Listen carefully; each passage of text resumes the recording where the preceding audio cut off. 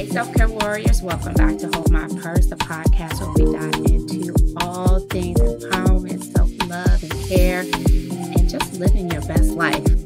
You see, I unapologetically want you to live your best life, and that starts with taking care of your needs. I'm your host, Ro, and today we have a special episode lined up for you.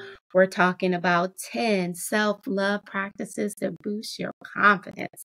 So grab your favorite beverage, get comfy, and let's get this party started. All right, first things first, let's talk about self-love.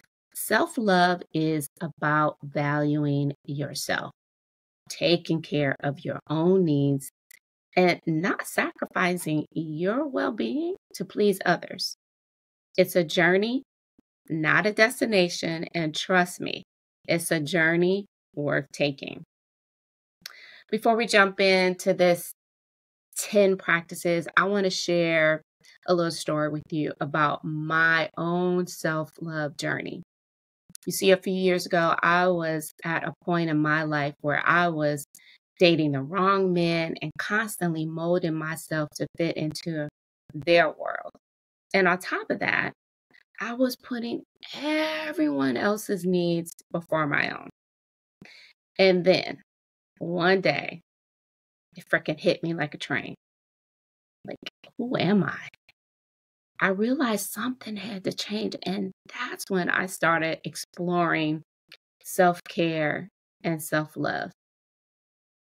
You see, when we take care of ourselves, we build a foundation for a happier, more fulfilling life and discover who we truly are and what we deserve in love. Prioritizing self-love helped me to align my daily life with this personal mission. All right, let's get into the first 3 practices. Practice number 1, and this is one of my favorites. Well, they're all my favorites, but this is one of my favorites. Practice self-affirmations to boost your confidence. Now, this might sound cliche, but words, they do have power. So why not empower yourself? Start your day by looking into the mirror and telling yourself something positive. It could be something as simple as, I am enough, or I am capable of achieving my goals. Research from Carnegie Mellon University shows that positive affirmations can improve problem solving under stress and increase our ability to cope with challenges. So, if you're anything like me and you're constantly on the move, listen to affirmations while you're driving or when you're working out or walking your dog. One of my favorite sources is called Wake Me Up, and you can find it on YouTube. Y'all, it is a game changer. Practice number 2, setting boundaries. Y'all, learning to say no is crucial for your self-respect and mental health. According to a study published in the Journal of Personality and Social Psychology, setting personal boundaries is linked to higher self-esteem and lower stress levels. Once upon a time, I used to say yes to everything. I'm talking everything, every favor, project, social event, and I was burnt all the way out. Setting boundaries, prioritizing my needs, and saying no when I needed to was a game changer. When we respect ourselves by setting boundaries, it shows. We start to trust ourselves more, our judgment, and that translates into confidence in all areas of your life. Now, here are some tips to help you set boundaries and to learn to say no effectively. Number 1, know your limits. Understand your personal limits in terms of time, energy, and emotional capacity. Knowing where to draw the line helps you to make clear, confident decisions. Number 2, be direct and honest. When you need to say no, be clear and be honest. There's no need to over-explain or justify your decision. A simple "I can't commit to this right now" is simply enough. Number 3, practice saying no. Now, it can be helpful if you need to, put your toe in the water to practice saying no in low stakes situations. That way, it helps to build your confidence for when you need to set boundaries in more significant circumstances. Number 4, use I statements. Frame your refusal in terms of your needs and feelings. For example, "I need some time for myself this weekend," instead of "You're asking too much of me." Number 5, stay firm. Hold your ground, stay firm. People might push back against your boundaries, but it is important to stay firm and not to give in to the pressure. Respecting your own boundaries teaches others to respect them too. Number 6, offer some alternatives. If you're comfortable, you can suggest an alternative that works better for you. For example, "I can't meet on Tuesday, but I'm available on Friday." Setting boundaries isn't about shutting people out. It is about creating a healthy space where you can thrive. You hear that? Where you can thrive and maintain your well being. All right, back to the 10 practices. Practice number 3, a self care routine. This doesn't just mean spa days. Oh, though I'm always down for a massage and, all the things. It means finding activities that nourish your mind, body, and soul. So for me, it's yoga, walks on the beach, listening to self help podcasts, and just cuddling up with some tea and reading a good book. A report by the American Psychological Association highlights that regular self care activities can significantly reduce stress, improve your mood, and enhance overall health.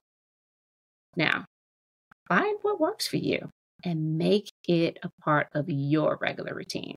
When you practice self care and show yourself you're valuable, it builds confidence and allows you to show up as your best self in all areas of life. Okay, moving on to the next 3 practices. Practice number 4, eating healthy and exercise. Eating well and staying active can have a profound effect on your confidence. Research from the Harvard T.H. Chan School of Public Health indicates that regular physical activity boosts your mood, improves your mental health, and enhances overall well-being. Now, me personally, I've been working out since I was 14, so it's just in my DNA. But at the age of 21, I was diagnosed with colitis. So I had to eat healthy or it was just going to be worse. But recently, I just stopped drinking alcohol. After a few nights out, one in particular, on my daughter's 21st birthday, I said, "Lord Jesus, if you let me live, I will stop drinking." Now, it's taken me a little while. I've eased off of it, but I can say honestly now, nah, I'm good. Plus, I'm getting too old. I can't sleep after I drink. I realize I'm a whole ass vibe and good with some pineapple juice, great music, and dancing my ass off. You see, when you take care of your physical health, you feel good, and that feeling translates into confidence in everything you do. All right, practice number 5, gratitude journaling. Every night, write down 3 things you're grateful for. It shifts your focus from what's wrong to what's right in your life. Studies have shown that gratitude journaling can increase happiness and reduce depression.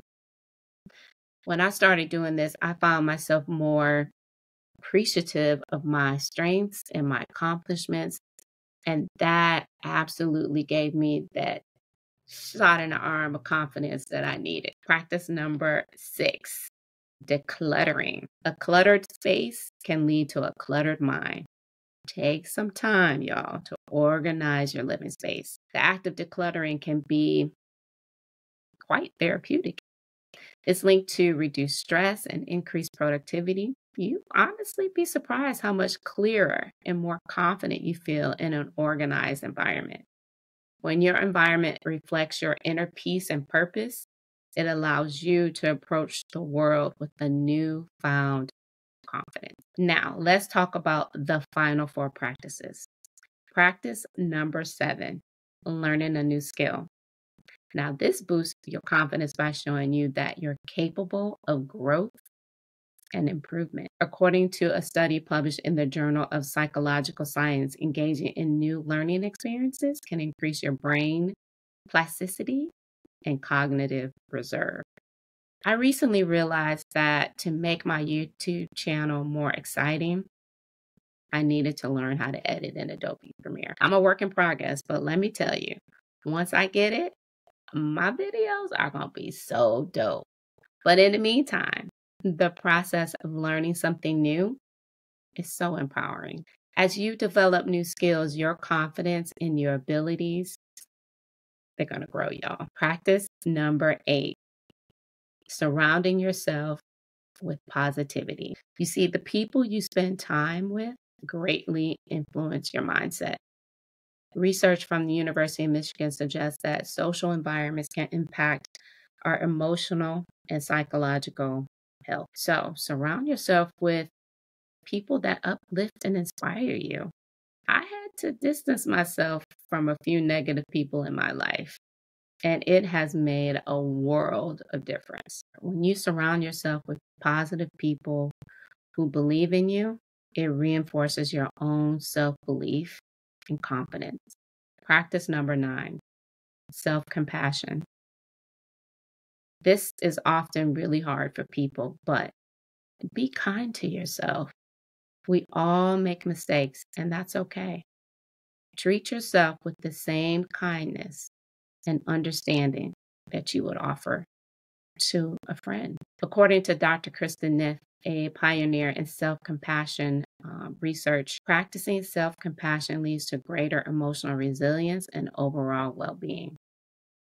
I used to be my own worst critic, but practicing self-compassion has helped me to become my own best friend. When you treat yourself with kindness and understanding, even when you make mistakes, it fosters self-acceptance and it will boost your confidence. And finally, practice number 10, visualization. I've talked about this before, but I'm bringing it back up again because this is how important this is. Visualize your goals and what it feels like to achieve them. This practice trains your brain to recognize opportunities and to take actionable steps towards your dreams. A study from the Journal of Consulting Psychology found that visualization can improve performance and motivation. I used visualization techniques when I started this podcast, and look where we are now.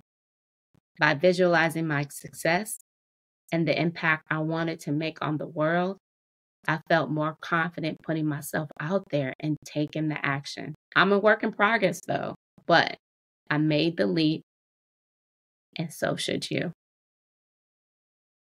Up next, Aria speaks. So when I picked you up from school, you gave me something. What did you give me? It was a thing to taste, but it tastes really good. Rosemary, right? We have zucchini there. You have zucchini? Yeah. Cool. And I have squash. So you have a garden at school? Uh-huh. Yeah. It's in front of our class. In front of your class? Yep, where we hang our backpacks. You remember you saw it? I did. Well, on my first day of school, that was a couple years ago. It was a couple years ago? I know it was. No, I think it was a couple months ago. But what do you have growing in the garden? Tomatoes. Tomatoes. What else? What else you have growing? I don't know. You don't know? Maybe some squash? Yeah. Yeah. Okay. I would have picked you some. You gonna pick me some? Well, for a garden, maybe. Okay, that would be nice. And maybe we can make a nice salad out of it. Yeah. Yeah. After this, I'm gonna eat some yogurt because my mom brought it for me. I think at I think it was at Target, but I really like it, and Mimi saw me eating it yesterday. You're going to eat another one today? That's going to be your after-school snack? Yeah. I'm going to get some more because I don't like the yogurt drinks because they're way too much of a thing. And they are I don't like how the way they like when I went to get the extra stuff on the side where in the hole where you drink it out of, it's so dry, and I hate that part. Oh, I see what you're saying. So around the inside, it's like it's stuck. Yeah, almost. And it tastes good, and it doesn't taste good. Doesn't taste good. I can dig that. So you ready to go get a snack? No. No? Never. Never? Never. You're so funny. I'm a funny little rat today. You are. I gotta get this closer. I'm a funny rat. So, you know how funny I am? So, very funny. So, my little love bug, oh my gosh, I just adore her. She's going to Florida for a couple of weeks. Dang, I'm going to miss her. I'm going to miss her energy and her laughter. That's it for today's show. Remember, self-love and care is a continuous journey. These practices aren't perfection, but it's progress. Start with 1 or 2 and gradually incorporate more into your life because you are deserving of love, especially from yourself. Before we wrap up, I want to leave you with this inspirational quote that always keeps me motivated. You yourself, as much as anybody in the entire universe, deserve your love and affection. And that's from Buddha. Thank you so much for tuning in to Hold My Purse. If you enjoyed today's episode, please subscribe, leave a review, and share it with someone who might benefit from these self-love and care practices. Let self-care be your ride or die companion on this wild journey we call life. Slay those challenges, conquer those obstacles, stay true to yourself. And as always, keep your self-care purse within arm's reach. Until next time, my fabulous friends, remember to put yourself first and to hold my purse. Peace. Today's episode is sponsored by Self-Care Shanti, your go-to for homemade skin products that keep you moisturized, healed, and at ease. Discover these amazing products today at Self-Care Shanti, and Shanti is SHAWTY on Etsy.com. So selfcareshanti.etsy.com. Treat yourself to the care you deserve.